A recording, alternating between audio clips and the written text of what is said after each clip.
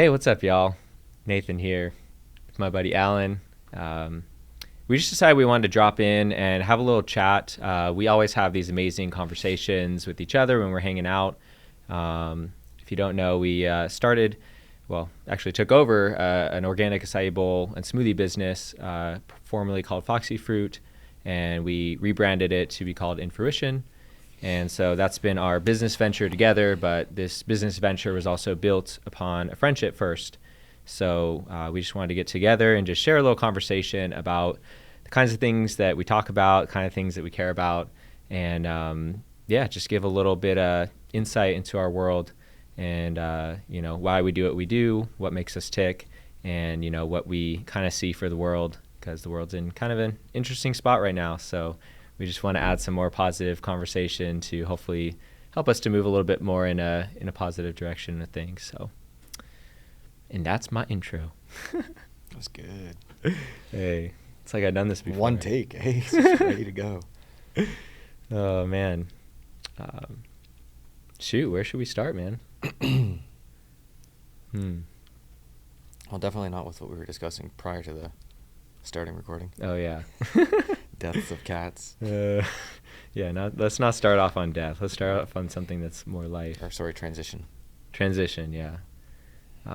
Well, maybe a good place to start is, why do we emphasize the things we emphasize in our business? One phrase that I recently came up with that I really like is human experience optimization. So this is kind of a response to what is typically perceived as like the variable we're supposed to optimize for in business, which is profit, which I think is stupid to focus on that just solely. I think it's just a very inaccurate approximation of like what success actually is in business and what will actually provide the greatest value to like all parties involved. I think that maximizing for that one variable, well, it's a very simple equation, right? Revenues minus expenses equals profit. So, what can you do to increase revenue and what can you do to decrease your expenses? And the unfortunate thing about taking those variables, especially to an extreme, is that you at some point end up sacrificing the human experience in the process, which is for me kind of a pointless endeavor ultimately, because now, although we're maximizing profits year after year, quarter after quarter, we're making our experience worse because we're having to sacrifice what actually matters to us, like in the real world, in order to create a better arbitrary number. Not that money and profits isn't important to a business to run well, and not that it isn't a marker of maybe the efficiency of a business, but I think if that's the end goal, it's just very short-sighted and just like misguided. So maybe let's start there. Yeah. I mean that triggers a lot of thoughts going on. I remember you bringing something up around this in our meeting the other day, and I realized that it's not necessarily profit that's the main focus when your business is your main goal is to get the profit. It's actually just trying to better your experience, but you're not bettering the experience of all your customers or all the people that you work with. It's literally just getting more profit for yourself, which I realize is a selfish endeavor. And if that's your view on humanity, is you don't see us all as trying to help one another out, then what's the point of it? You're just helping yourself out. Yeah, it's like in order for you to get ahead, you almost have to like put other people behind. That's exactly it. Yeah. Then it's like, what's the point? Yeah. So the whole system's flawed right from the beginning. I remember something else. I heard on one of your other podcasts one time, you were talking about how there's actually laws that you have to abide by.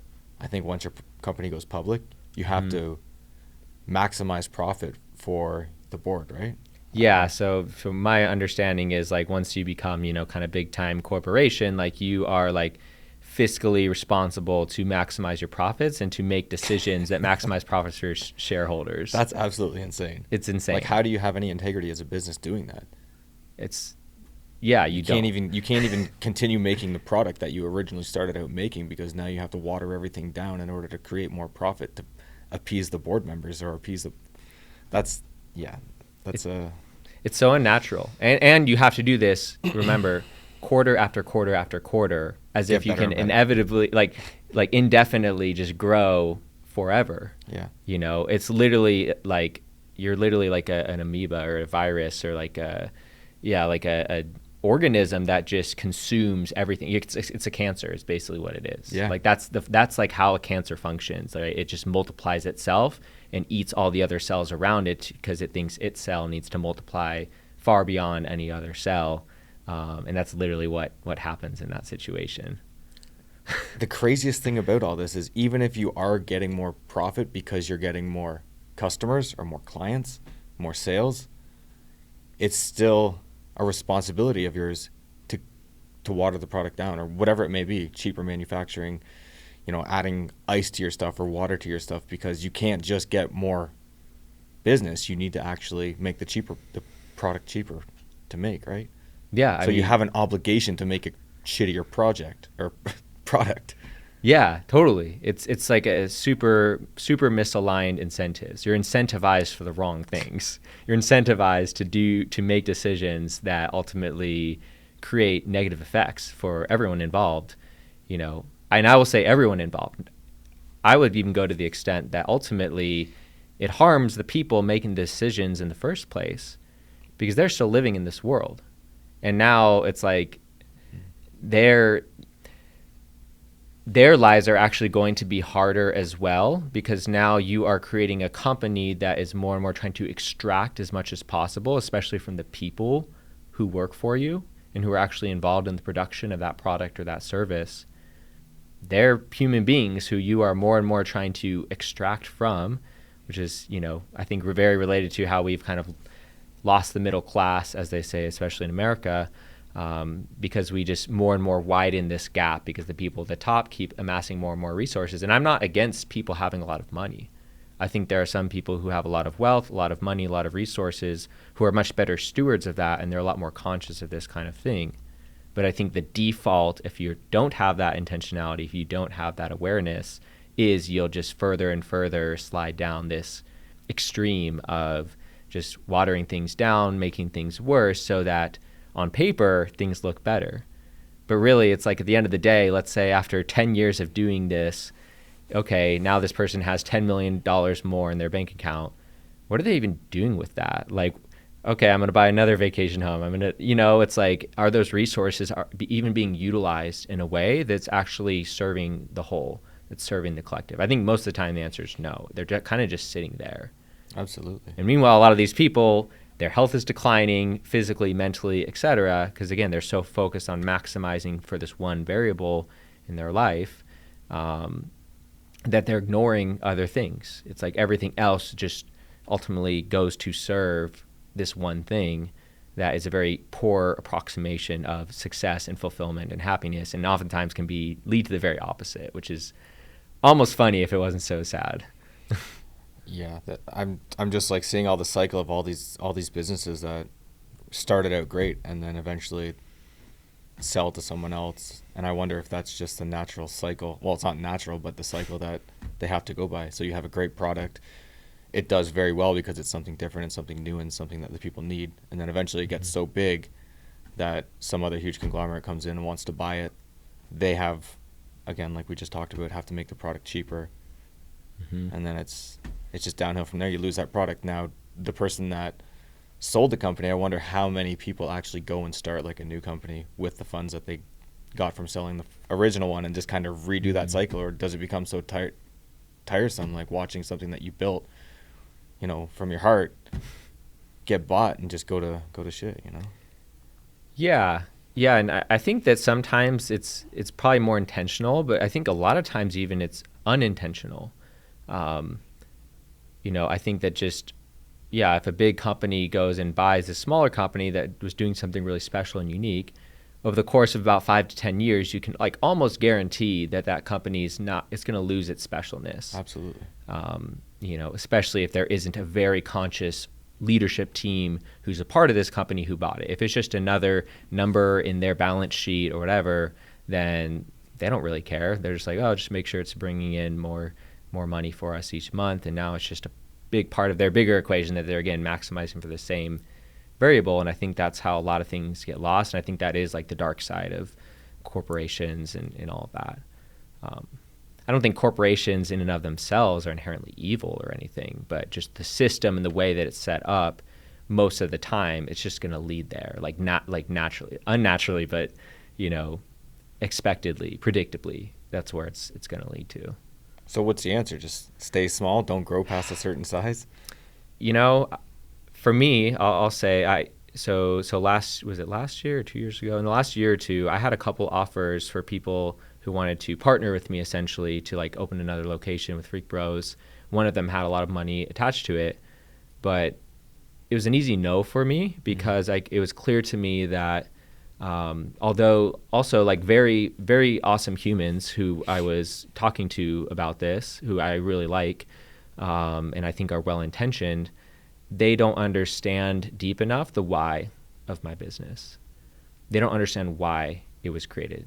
They can kind of see the external and see that it's cool and see that it's different and see that it's unique, but they haven't lived the journey that I've lived. They don't understand the reasons why I was guided to start this company and build it and grow it in the way that I have. You know, for me, it would be a big waste of almost a decade's worth of work to sell my business, even partially, and give up that control to someone who doesn't understand the deepest roots of the purpose of this business. And for me, it goes that deep as like, I feel like there is like a spiritual mission and purpose that my business has, my business almost being this entity or organism of itself that has dreams and desires that it wants to fulfill and grow into its potential. And my job is to be the best caretaker I can to give it the greatest opportunity to reach its potential. So I think to kind of more directly answer your question, my answer would be growing slowly at the pace of nature and the pace of like organic support for whatever people resonate with about what's unique about our business and our brand, and growing at the right pacing over time and staying true and in integrity with the roots of why it was started. And not even just that, because like I didn't understand, and I still don't fully understand the purpose of my business. I understand it more now than I did even a few years ago, but it's an ever evolving thing, you know. But for me, I can just feel there's something important about like keeping the integrity of, you know, the essence of the business alive. And ultimately I know as like the founder and kind of the primary caretaker, you know, when a decision would take me off of that path or take me out of integrity, take the business out of its integrity.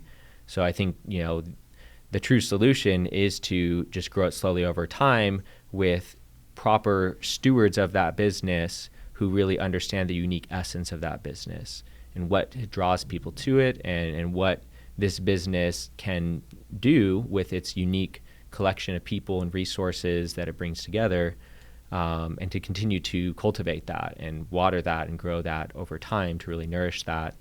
So yeah, for me, it's like there's not even a question in my mind about selling my business or selling out, because like that would be like it would almost feel like a waste of my life, because there's a unique essence that wants to be properly taken care of and stewarded, and it's meant to serve a lot of people, and it's meant to serve them in a very unique way. It's meant to bring a unique medicine or frequency to the planet and to the collective. And I think that's just something that you don't really get or talk about when you're more concerned about a balance sheet.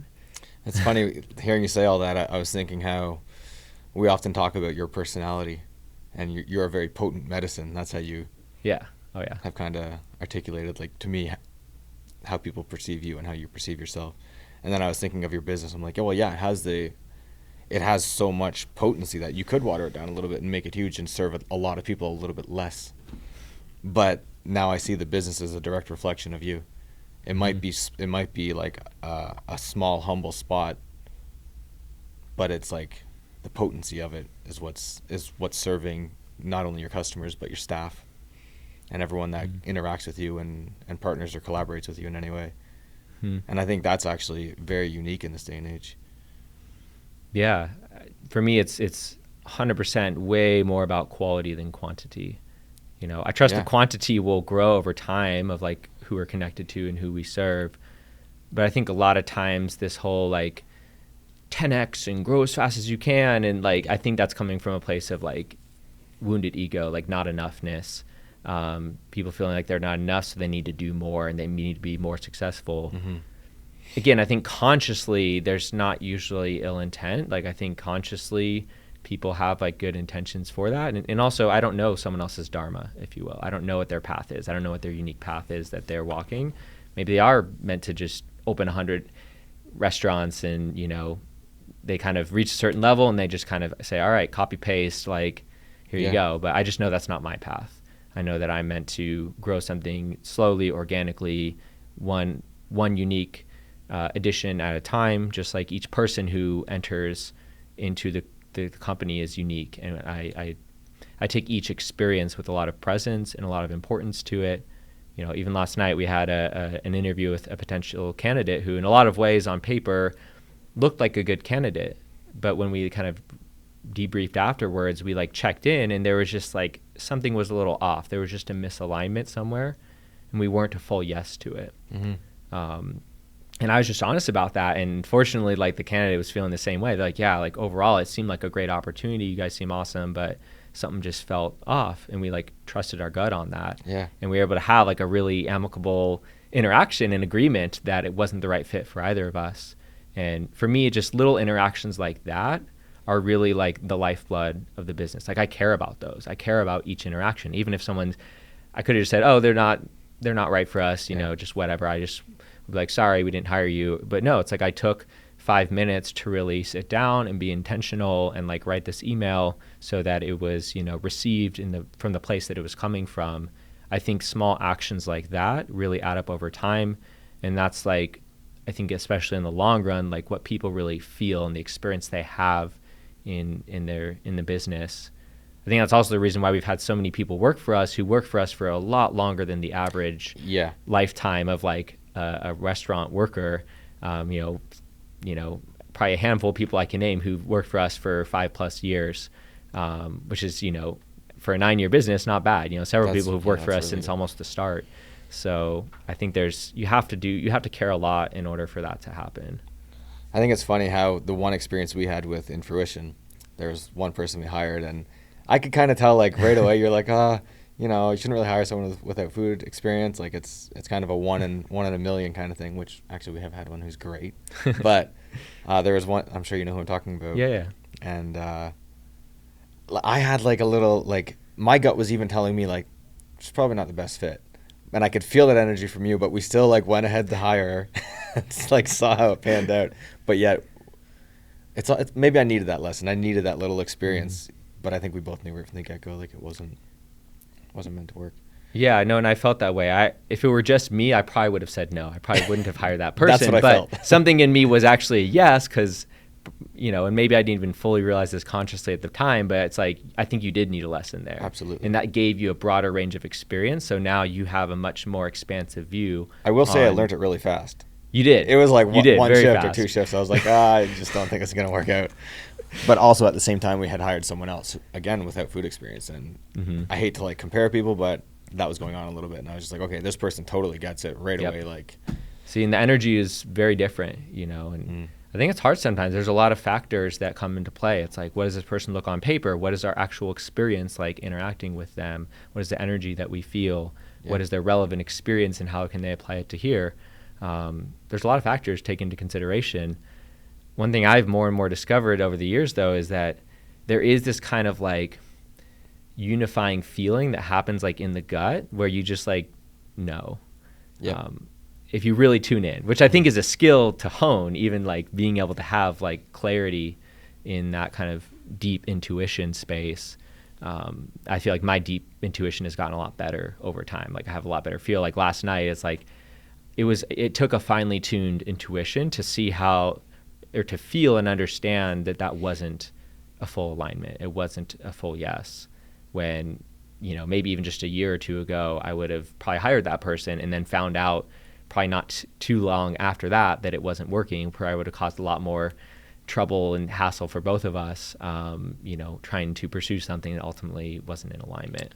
What do you think it is that allows us to go against our gut feeling? Because I'm sure you're very in tune with yours. I'm really in tune with mine, but I'll still go against it sometimes. And I'm not really sure what the driving factor is.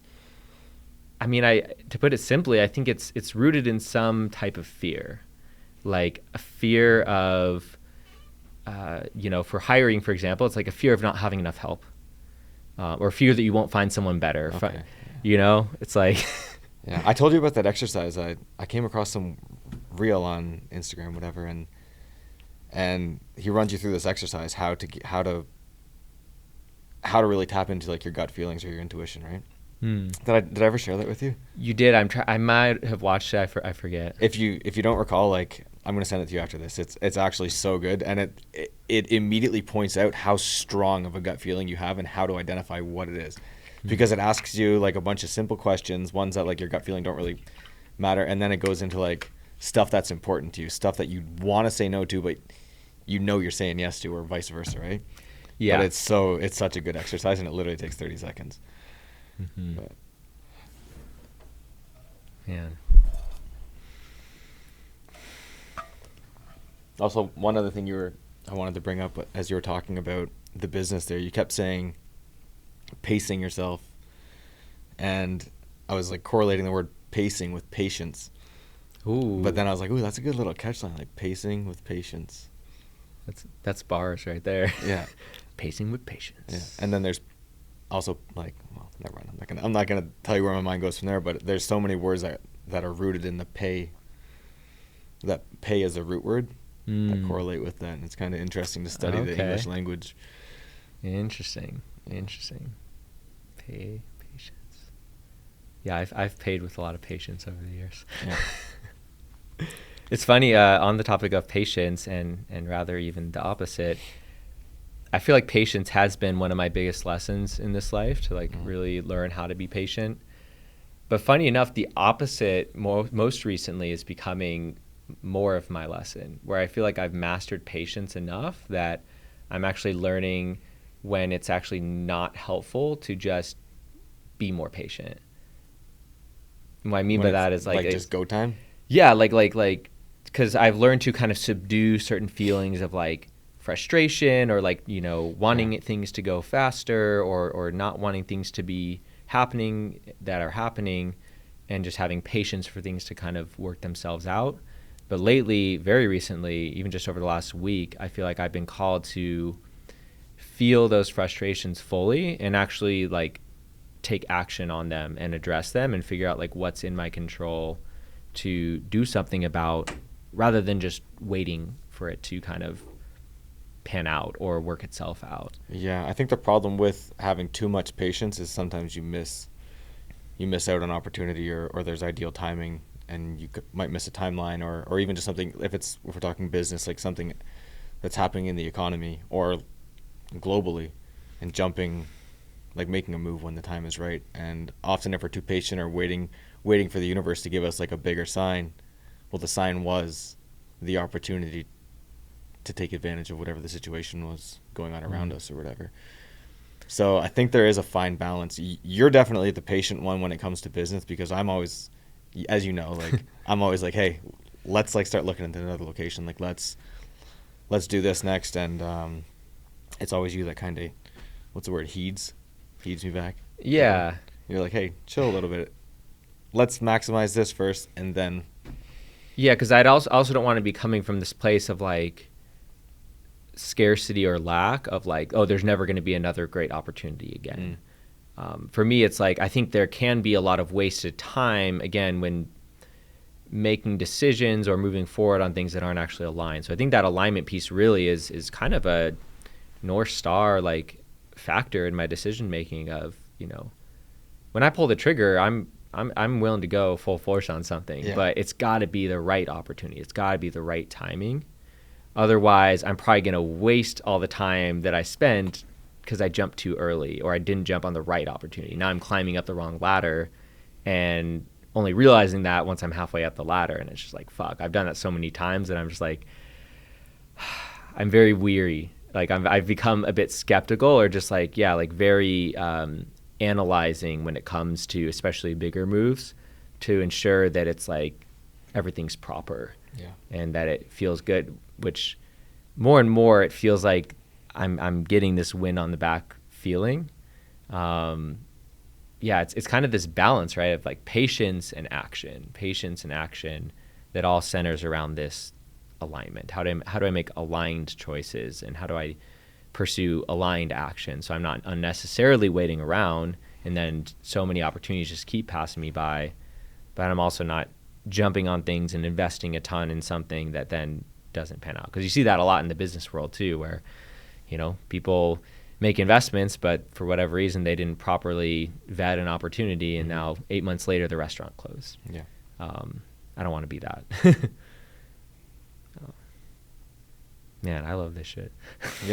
It's, man, everything we talk about, I have so many different thoughts going on in my head as you're talking. I'm listening and taking in everything you're saying, but I was thinking about patience and how I used to be the most impatient person ever when it came to, I'm going to use my kids for the example, because my kids were obviously the number one thing that made me establish what I called patience, right?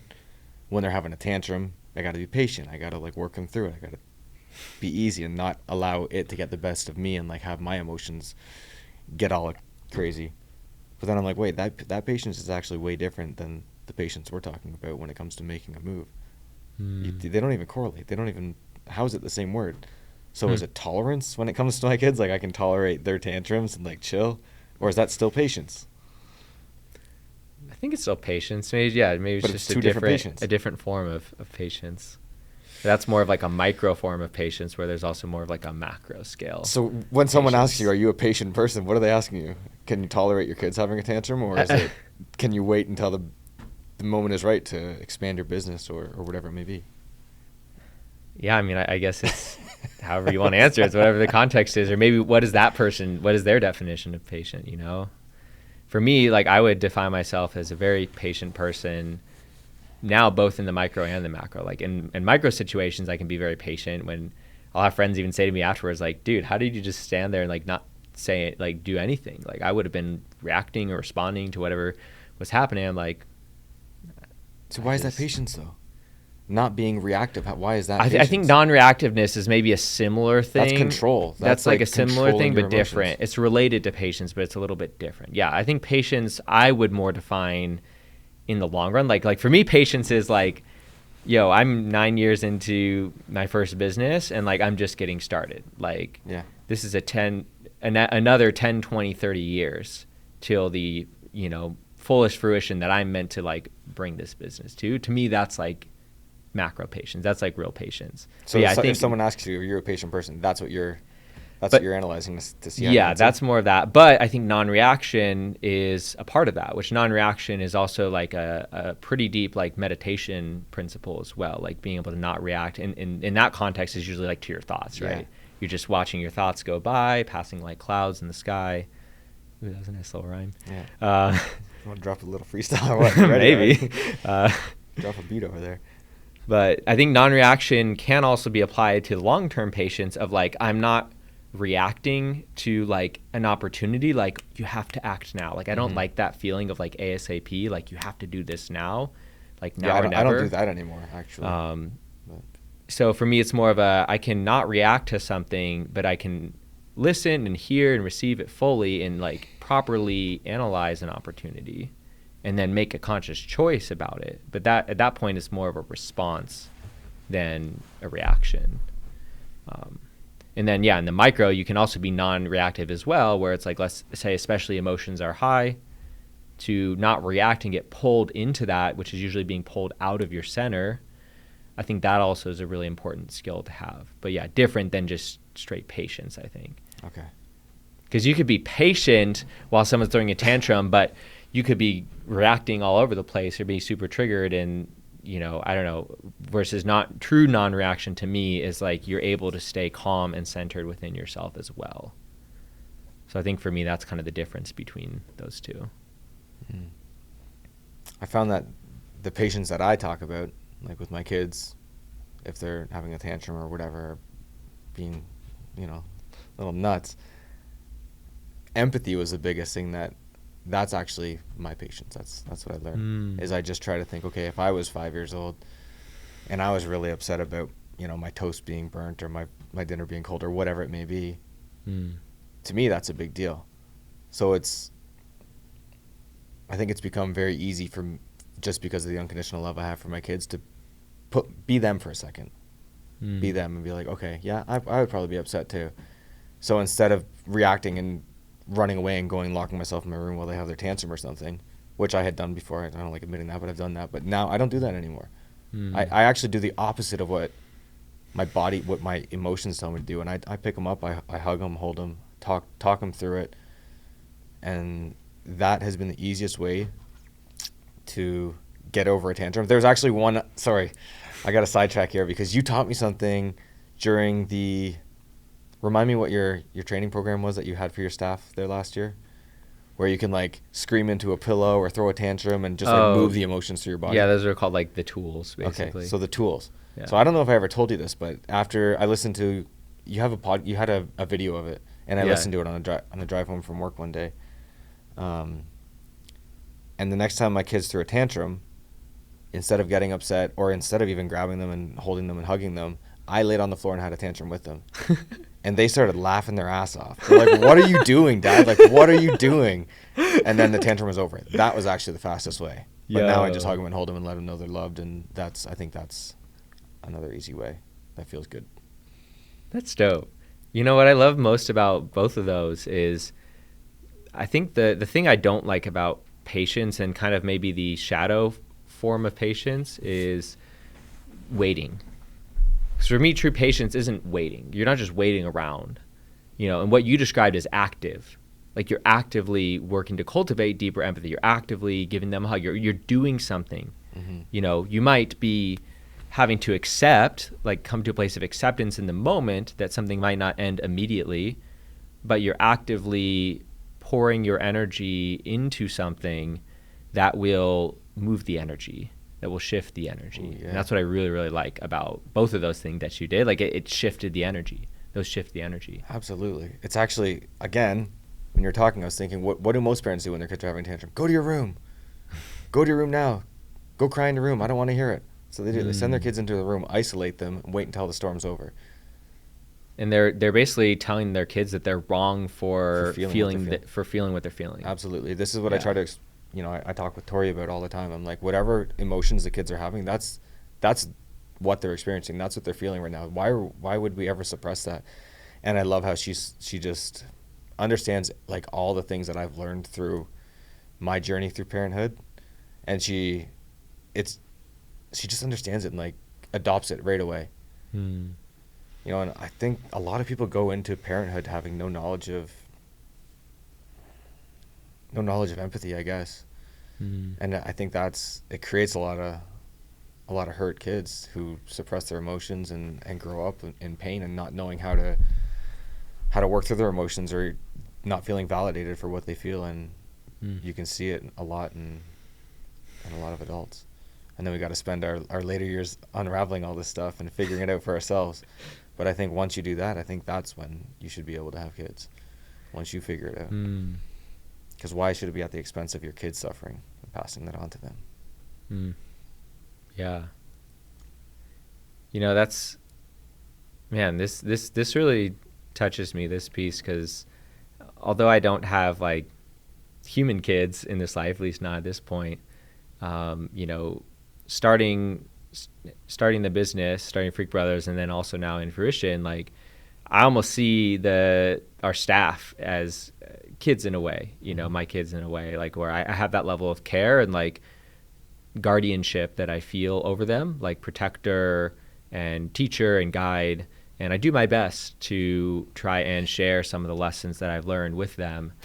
And I think it's just so important, and I think it feels like my sacred responsibility to do that. One, because, I was fortunate enough to have a fairly positive and healthy upbringing. I had two parents who are still together and love me very much, and taught me a lot of really important fundamentals in life, which I know a lot of kids did not have. A lot of kids grow up in a much more obviously traumatic environment, and their parents were never taught because their grandparents were never taught. It's like, it's just passed down. And for me, this whole conversation brings up, it may not be your fault, but it is your responsibility. Mm-hmm. May not be your fault that you didn't learn these things, may not be your fault that you experienced the trauma or abuse that you experienced, but it is your responsibility to take ownership over your experience and to learn how to heal that, to learn how to better your own self and your own life, and learn the tools that are now more and more widely available to anyone. That's the thing, the resources are there now. Maybe they weren't in previous generations. Exactly. And it's only exponentially growing, the amount of not just even, yes, knowledge and information online because of the internet, but also people who actually embody these teachings, embodies this wisdom, embody because they have themselves overcome their own traumas and they have went through a process of healing and transformation that they can actually teach with much more effectiveness others how to do that for themselves in their own unique life situation. So at this point, there's really no excuse to not do that, to not pursue that path. And I think that as we move forward, just, my own personal opinion on the collective spiritually is it's going to become more and more difficult to not take responsibility for what's yours. That's what's going through my mind right now. And fucking amen, thank you. I'm glad that that's happening because everyone's only going to be better for it. What if we all took responsibility for our own healing? Whether that's physical, mental, emotional, spiritual, sexual healing, social, healing, like all of that. If we had a world where people at the minimum were taking responsibility that this is my experience, this is mine to heal, if we had some kind of shared understanding on a basic level that we've all come from a place of darkness that's moving towards the light, and the things people did to us, although may have been extremely harmful, on some place was coming from an unconscious wound or just lack of understanding on how to act better or act healthier or act more benevolently. And I think if we can move into that kind of mindset, we'll greatly accelerate the proper utilization of the resources that are available. I think right now a lot of people, and I've experienced this with several people in my businesses, where you can give people all the tools and resources and perspectives and lessons that you want, but if they're not taking ownership for their own words and actions and behaviors, and if they don't have a willingness and a humility to want to change, it's not going to matter. It's going to fall on deaf ears, and they're going to keep finding more and more evidence, even if they have to make it up, in order to support their story, in order to support their victimhood, in order to support whatever it is that's keeping them from taking responsibility. Now, I'm also trying to walk this fine line of not shaming that person because I don't know their unique trauma. I don't know how they've grown up, and I understand that trauma can be a very complex thing that I can't, from an outside perspective, fully understand. But what I know is that I can't work with someone if they're not taking responsibility and if they're not willing to grow, if they're not willing to change, no matter where they've come from. If they're not there yet, then maybe there's someone else who can help them to get there, or other experiences they need to have first before they can get to that place of openness and humility and willingness to change. But I think if we could all come to that place, man, so much more opportunity. But most people aren't there, or a lot of people aren't there, I'll say. I won't say most. I think there's a lot of change happening, so I don't want to assume in the negative. But I think we still have quite a ways to go. And that's just being realistic with ourselves. Mm-hmm. Yeah. I think something that was coming up for me, again, when you were talking, is a lot of people are afraid to admit that there's something wrong. That they've been a victim of something. There's no safe space for them. They don't know where to go, But now with all these men's retreats opening up, and not only men's, like retreats of all types, it's a place to go and be around other people who are not afraid to face, or I'm sure they're afraid to face, but not, at least not afraid to admit that they're not perfect, that their experience hasn't been perfect. And it's funny, when you go to any of those retreats, that's always what comes up. It becomes a safe space when someone else first admits, hey man, like we all go through stuff. Like we've all been through something, and your traumas might be different than mine, but it's all having the same effect on all of us. And only then do they feel safe to admit that they've been through something and start to face that. And that's the hard problem. How do you fix something you can't acknowledge? You can't. Right? Not really, except maybe by accident. But once you do it once, you know, everybody has more than one problem. There's usually one big one that they need to deal with and then a bunch of other minor ones. But once you allow yourself to be in a space to admit, like, hey, you know, something in my life went awry or whatever, that gets the ball rolling, and then you can start dealing with all your stuff. And only then, after you work through all that stuff, then you can start to, it's weird, I can almost identify people's like traumas or if they've been through something within like 5 minutes of talking, not even like within talking to them immediately. Yeah. And there's so many even physical signs, like, you know, a lack of eye contact or body language or closed up or closed off. And I mean, I used to be that guy, you know, so it's easy for me to identify. So it's almost like once you get to this point of working on yourself, you realize that it was a gift because now you're able to help others. And that's when it starts to pay off. I don't know if that makes sense with you. Oh, it totally does. I'm just like sitting in a place of just deepness right now, being with that. Deepness, depth. I was going to say like deep feeling, but my relationship with feeling is unique.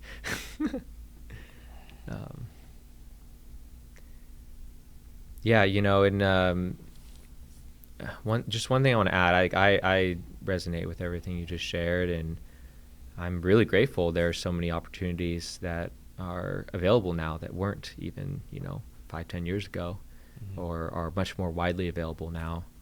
I mean, you can even go to a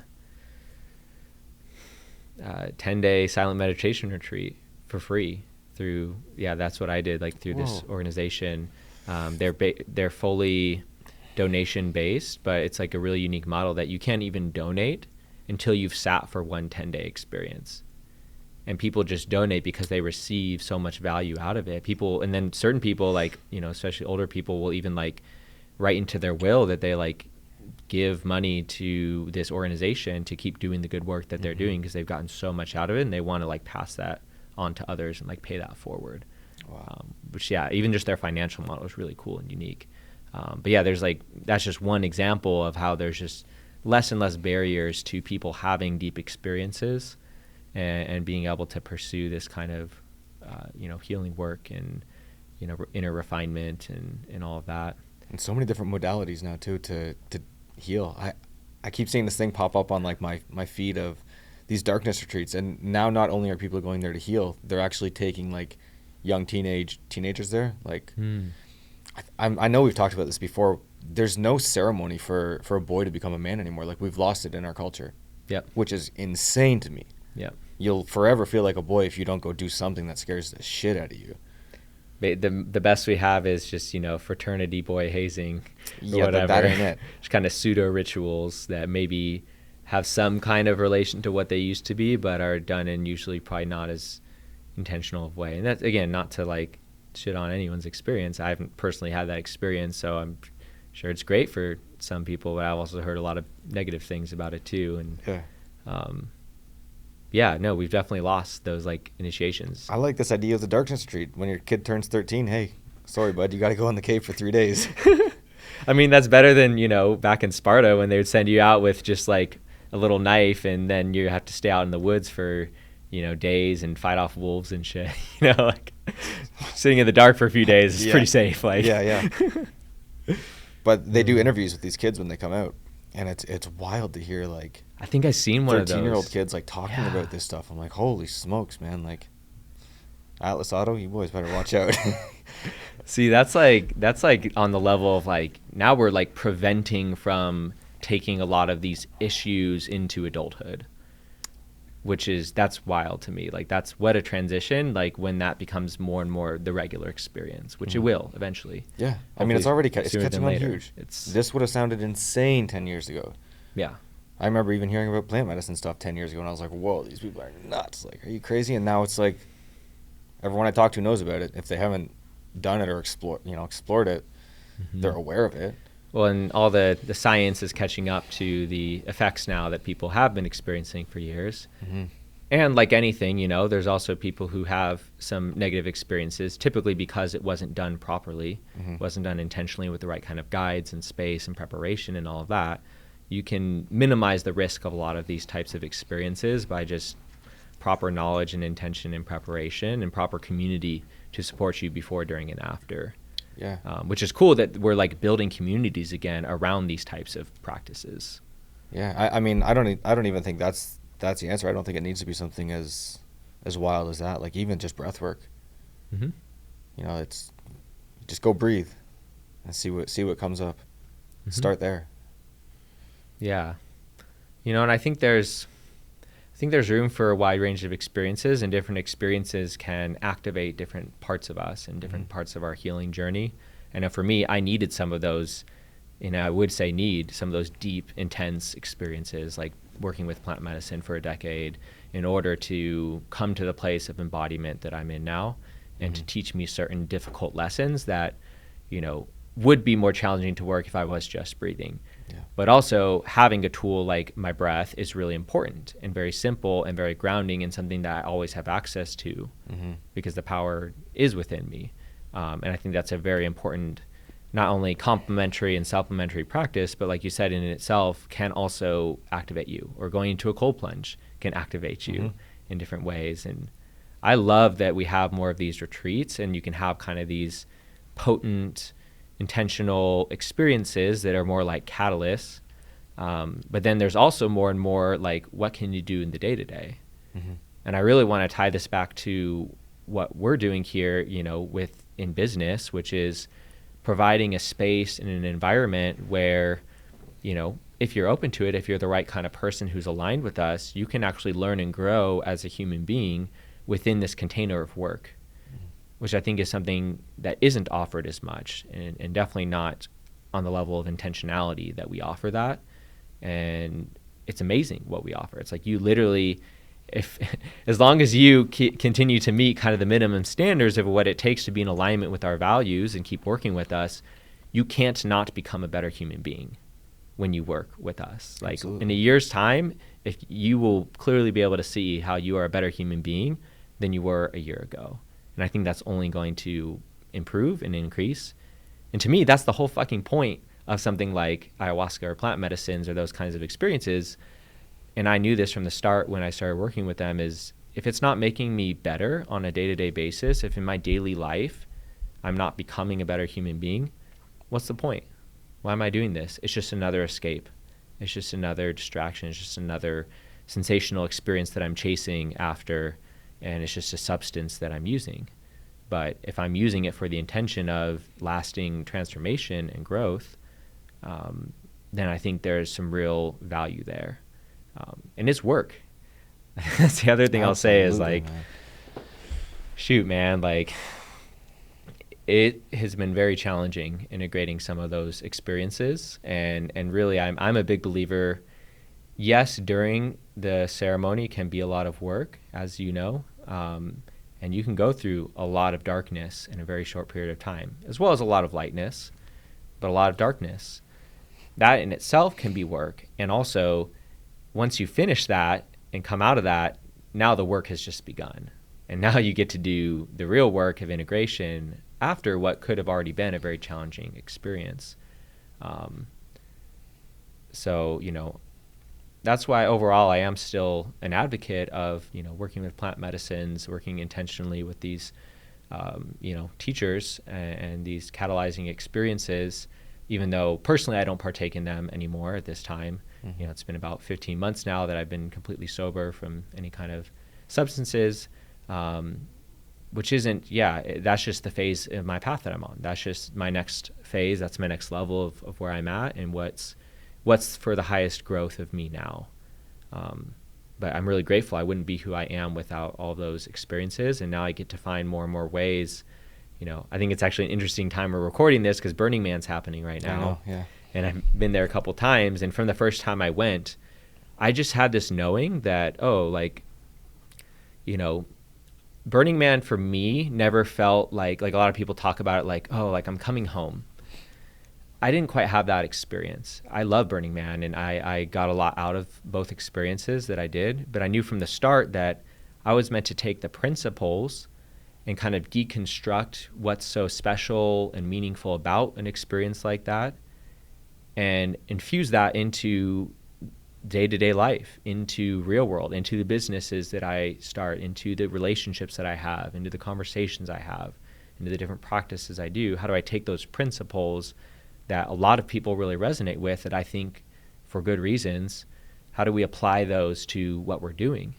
And I think that's something like we were talking about at the start. One example of, people over profits, humans over profits, is I feel like a principle that's very aligned with, the kind of principles an organization like Burning Man really embodies or does their best to embody. Sure, there's all kinds of people who, go there for their own reasons, but overall, I think that is meant to be what the culture is there. And now we have the opportunity to figure out how do we not have to just spend all these resources to pop up for a week in the desert, but how do we take some of those resources and energy, redirect it into the day-to-day businesses and places and environments and relationships that we all share in our communities, in our neighborhoods, in our cities, and transform the experiences we have on a day-to-day basis into something that's a bit more magical, a bit more synchronistic and harmonious than maybe the world we were born into. Yeah. So I guess still the essence of Burning Man, like you were saying, it's to have the best experience possible, but there's no profit made out there, right? Everything is donation based, is it not? Oh, it's not donation based. So it's technically called. Like you set up and then you deconstruct. I'm forgetting the term at the moment, but basically you're self-sufficient. There's no money exchange out there except for I think they sell ice and coffee or something like that. But it's called a gifting economy is what their economic model is, which is once you get to the playa, no money is exchanged. Mm-hmm. You bring everything that you need to take care of yourself, and then you bring a little bit extra, whatever gifts you want to offer to the community, basically. Yeah, but the whole purpose is the experience. There's no money to be made out there, right? Technically, yes, and that's where the conversation gets a bit nuanced because, well, one, there's a lot of money invested to make it happen. Mm-hmm. The fees that you pay basically go to the infrastructure, which costs a lot just to get all the porta potties and everything set up, and kind of the staff to like run it and make sure everything's run properly and cleaned up afterwards and all of that. And you're not supposed to have like, obvious, logos and branding and all of that. There's no commercialization, again on the surface. But also it's like, connections made out there actually shift a lot of things in business and opportunities for people. Some people do go there for those opportunities. So that's just being really real about it. Yeah. It's kind of this nice fantasy that it's like, oh, no money's exchanged and it's totally out of the commercial system. No, none of this would happen without a lot of money and a lot of like energy and power moving around to like make this happen. So, yeah. On that note, one interesting topic that I'd also love to hear your take on is around this idea of branding, because obviously we've created a really super dope brand that resonates with both of us and has kind of these deeper layers of meaning. I think it's really interesting how do I say this?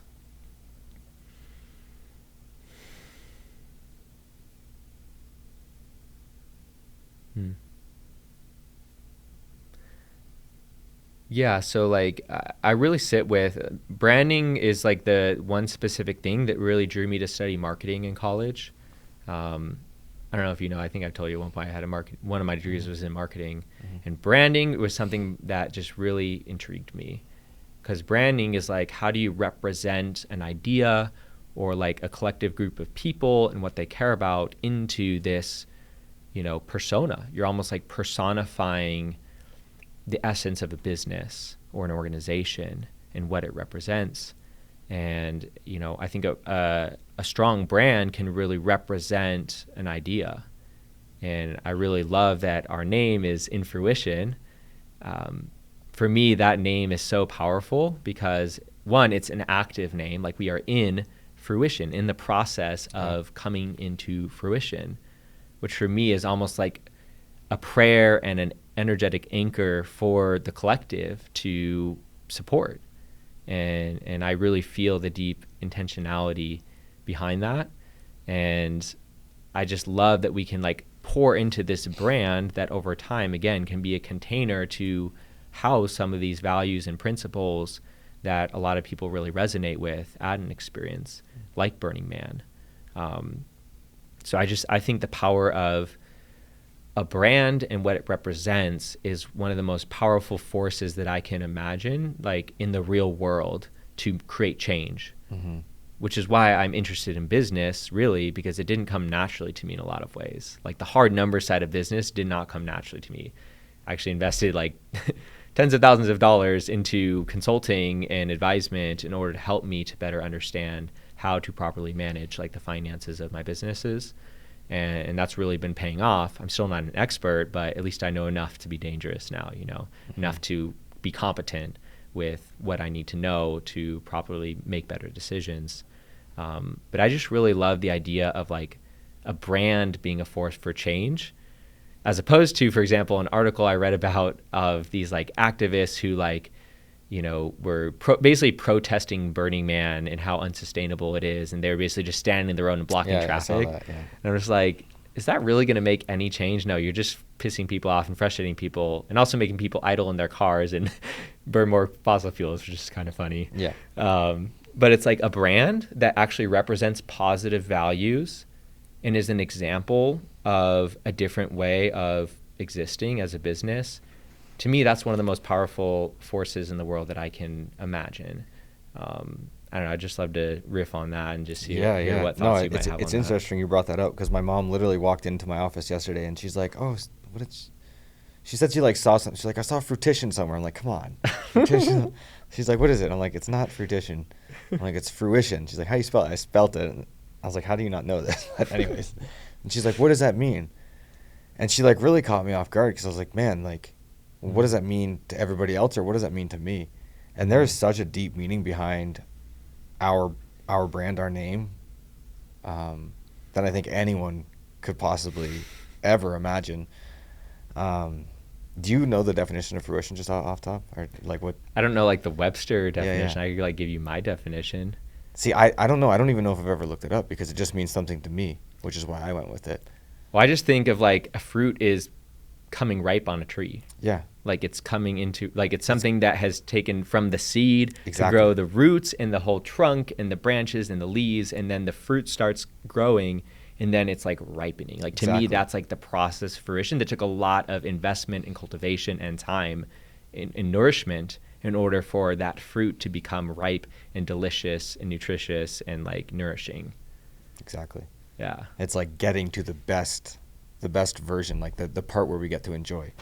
Yeah, it's like the blossoming. It's the So not when all the work like pays off and it like becomes something valuable. Yeah, which like the name was so strong with me. It was had such a strong presence with me because it was my dream coming to fruition. And then I was like, oh wait, but also humanity, like as a whole, like the whole collective, is coming into fruition. Like we're just going through a process of humans are coming to fruition now. And then it was funny because I'm sure a lot of people don't know this, but originally the name was going to be Fruition. That's what I had set on. And then we got together, we figured it out, and then I was trying to like add other words in there because there was a tea company, I think, called Fruition, right, on the West Coast. And I think another like acai bowl company or something too. Oh, was there? I think so, yeah. Michigan or something, I think, right? Yeah, anyways. Like that. But I started trying to put those other words to it, like with it, to try to make it, to avoid any legal consequences. It was like Fruition Bowl, Fruition Box, like all these things, and then you dropped InFruition. And I was like, oh no, that's it right there. Because now there's other people, and they're allowed to have their own version of what the name means, InFruition, right? Mm-hmm. But to some people, they see intuition, and then we just put like fruit in there. Yeah. And that's cool with me too. I'm like, yeah, that's great. Like if you're into intuition right now, like that's dope too. Like come enjoy our products because you'll appreciate what we have to offer as well. And only maybe later they'll figure out what actual InFruition is, and then it'll hit them and they'll be like, oh wait, I thought it was dope, but it's actually way doper. So also the fact that the word fruit's in there is super sick too. But yeah, the name was just perfect, man. I'm so glad we collaborated on it, and I'm glad that Fruition was taken because now we got InFruition. Yeah, it's like it required us to become more creative and like come up with an even more unique name, which I think fits the soul essence of our business much better. Yeah.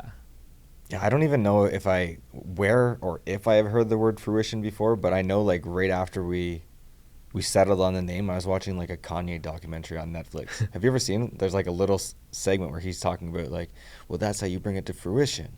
And I was like, what? Like, yeah, it was literally like a day or two after we like settled on the name, like signed the paperwork, like all that stuff. And I was like, that's kind of wild. Yeah.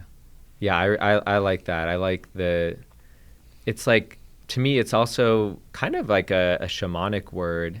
And what I mean by that is, so like the definition that I most like, that's very simple of like what a shaman is, it's someone who has one foot in each world.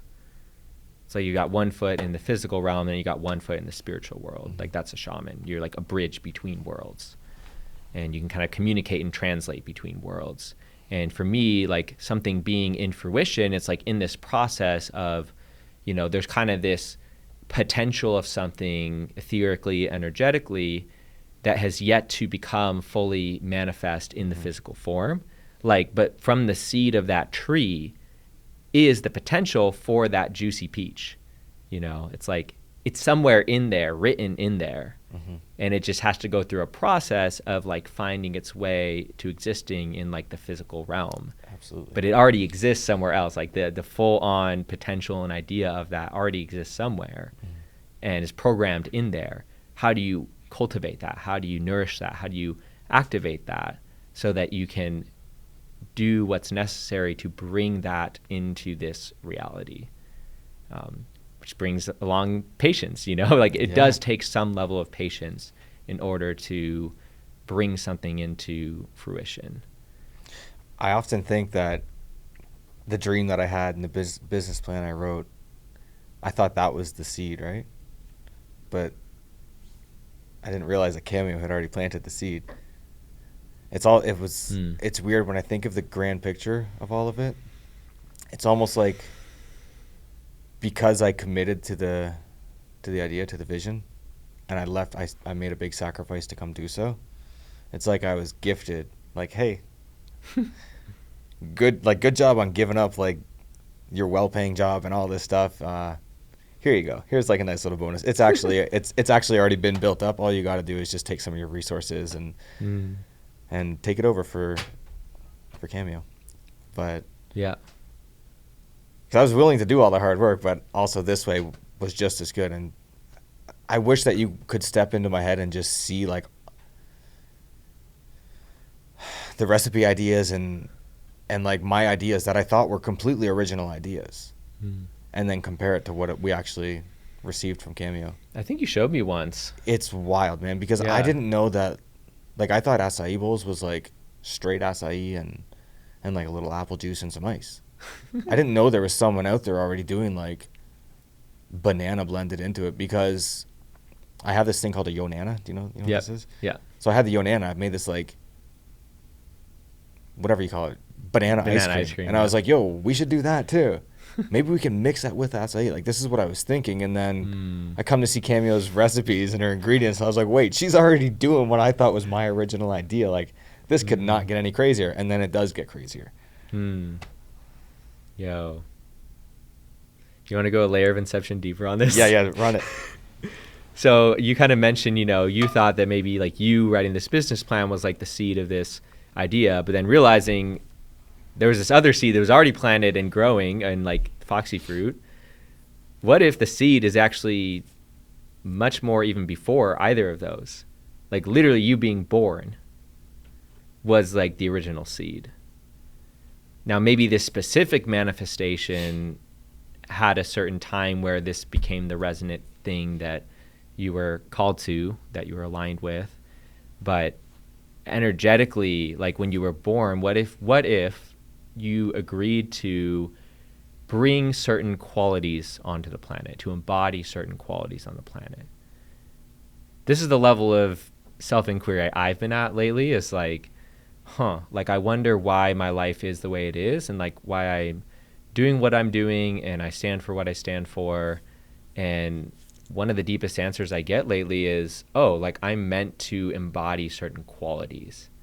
And everything you see on the outside is just a manifestation of that, a seed planted in that soil. But like the soil is like who I agreed to be in this life based on collectively what was needed in order to help facilitate this shift. Because for me, and we've talked about this before, if I had to like name like what's the biggest problem I see in the world, for me it's still pretty strongly like we have a lack of embodied examples of people who embody the qualities necessary to live in a harmonious, unified world. Like we do. Like the people who have the, physical reality, tangible strings that they're pulling or whatever, which that's a whole nother topic that like I have my own personal views on, what people call the Illuminati or whatever, but just the people in power, the powers that be. I think a lot of them are just what we were talking about earlier, kids who experienced trauma who never overcame that, and then they growed up into adults. But really they're still wounded kids. Mm-hmm. And that's how they act, and that's how they make big decisions in the world that affect a lot of people, is from this wounded place. They're still hurt children who never went through proper initiation processes themselves, and they never had the tools or resources or support or community to heal from what they experienced growing up. So now they're still trying to prove to their dad that they're successful and worthy by starting wars and by, maximizing profits for their shareholders or whatever it might be, right? It's like they're disconnected from their hearts, they're disconnected from their bodies, they're disconnected from true fulfillment and true service to humanity. And maybe they're doing the best that they can from that wounded place, but you can only do so much when that's the place you're actually coming from, when you haven't done that healing work, which is, I think, one of the biggest needs that is going to continue to become more prevalent. And this is just my opinion again, is, those who are in power are going to need to find within themselves the humility and openness and willingness to receive support to go through healing processes. Mm-hmm. Otherwise, they're going to continue running things into the ground by maximizing variables that at the end of the day don't really matter for the collective. That, at the end of the day, if we've maximized the amount of numbers in all of our collective, bank accounts, or really the collective bank accounts of a select few, where does that bring our total human experience? Not we're anything close to what we'd call our dream lives. I don't think. We're aiming for the completely wrong direction. We're going in the completely wrong direction. So I think if, I kind of say all that as we're talking about, seeds and origins, it's like, okay, very, very briefly, I go one step further of like, what if the whole point why all of us are here in the first place is because we knew that going through the seed and cultivation of a total human history experience was to eventually arrive at fruition of our collective potential as, spiritual people say, if we are one being, then what if this one being has just been going through a very immense and, centuries long process of growing into a tree that eventually will bear certain fruits.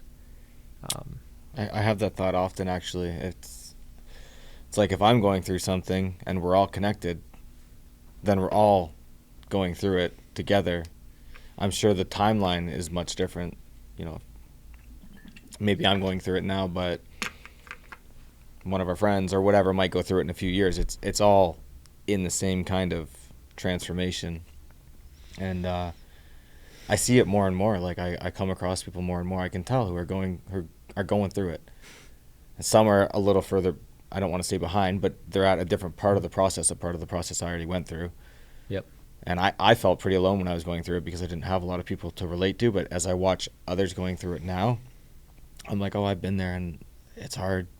Mm-hmm. You're going to make it through, but it's hard. And I think maybe some of us just went through it a little bit earlier on the timeline so that we can help facilitate them go through it in whatever way we do. And I think that putting out any content or putting out anything into, literally just putting out anything, speaking, acting, creating recipes, whatever it is, like any way that you're expressing yourself, your art is serving them in some way. And a big thing that I've been trying to push, like I've been trying to learn myself, but I've also just been trying to push on other people, is like, if you feel the call to do something, like stop hesitating, just go do it. Like, put it out. It doesn't need to be perfect. It just needs to get out. And I'm not speaking from like a business standpoint, but I'm just saying a lot of, like, even like little videos or little ideas that you might have, or any little content you want to share on your social media that you feel called to share, but you do 400 takes and then don't even end up putting it out. Just put the first one out. Like, people are going to get the point. It's okay. If you don't put it out, you're never, like, you got to start somewhere. Yeah. That's honestly, like, if anyone ever asks me about, business or entrepreneurship, I think people overthink it oftentimes, when the biggest thing is you have a certain number of lessons you're going to have to learn no matter what. Yeah. So just start. That's exactly just it. Make the mistakes, just do the thing, just take steps forward, because eventually over time, as long as you, again, stay patient and persistent, you'll learn the lessons. And some may take you longer than others. And hopefully, there's more and more of us who can be these living embodiments of, we are a few steps ahead. We've gone through certain things, and we can help better guide those who come after us, who are going through similar lessons. But I think collectively, we all must go through these lessons, and we all kind of learn them in our own time, in our own ways, in our own cycles. But collectively, we are learning certain lessons in order to reach our fuller potential and fruition as a species, as a collective. And I love that, and I think that's the whole point. You're right. What you're saying about, like, why we're even talking right now is we just want to put it out there more, because we know that we've been through some experiences, from a genuinely humble and reverent place. It's like we've been through some things that, again, every time I speak about these kind of things, and I know you've probably had a lot of this experience as well, it's like other people listen, other people get something out of it. It's a medicine for them of some kind. It's a guidance of some kind. And, withholding that almost feels like, as Steve Prefontaine says, to give anything less than your best is to sacrifice the gift. I don't want to sacrifice the gift. I don't want to withhold my medicine that I have to share. I'd rather just share it imperfectly in the moment. It's like, we didn't know we were going to talk about today. We just allowed the conversation to flow. And it's been a beautiful conversation, and we've got to touch on a lot of meaningful topics. And, we could probably go on for 10 more hours if I wrap up here shortly. But it's been really good, just to listen and say yes to that, intuition, and just see what wants to come through. So I really just resonate and agree with what you said. And I've done that a lot on my social media too. I'll just write things, share things, put things out there. And hey, a lot of people don't get it, let's be honest. And it even turns some people away, and that's cool. But the people who do get it really appreciate it usually, especially when you're just coming from your heart and you're just coming from an honest place of your own honest experience. I think people really get something out of it. And I think the more people we can have sharing that, the better. It's like we almost can't get enough of it at this point.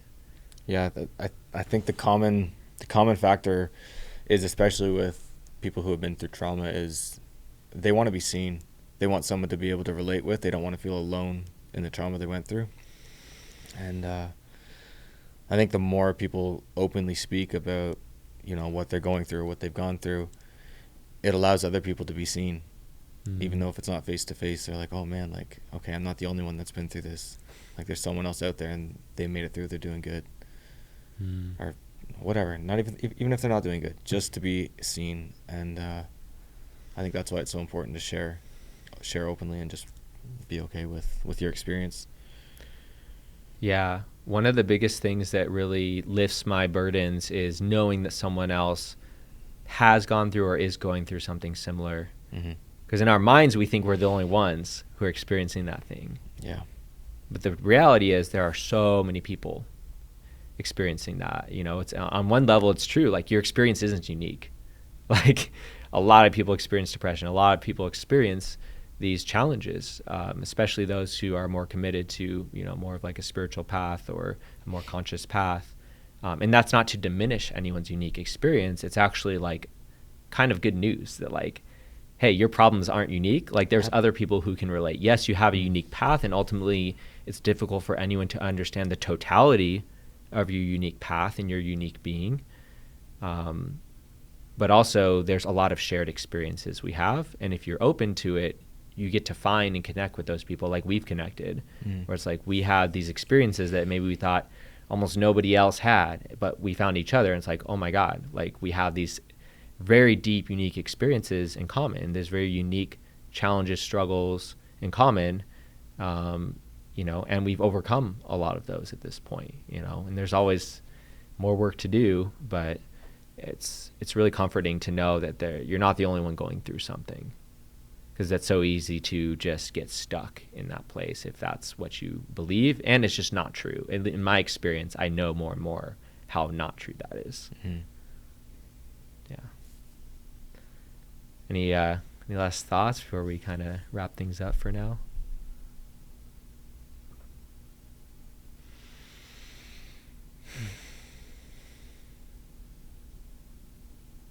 No, I think we're good. It's been a good one. Yeah. Well, thanks, man. This is fun. I'm glad we got to record this and, take one of our living room conversations to, different kind of living room with some microphones. And How long was it? That went by fast. Over an hour, at least. Was an it hour. really? Holy smokes. Yeah, It's like half an hour. maybe hour and a half. I don't know. But cool. Yeah, no, thanks to everyone who tuned in, watched. If you watched this whole thing, then that's sweet. And shout out to our friends helping us to record this too. Y'all are awesome. All right, well, next time, this is the first of more to come, so thanks for tuning in.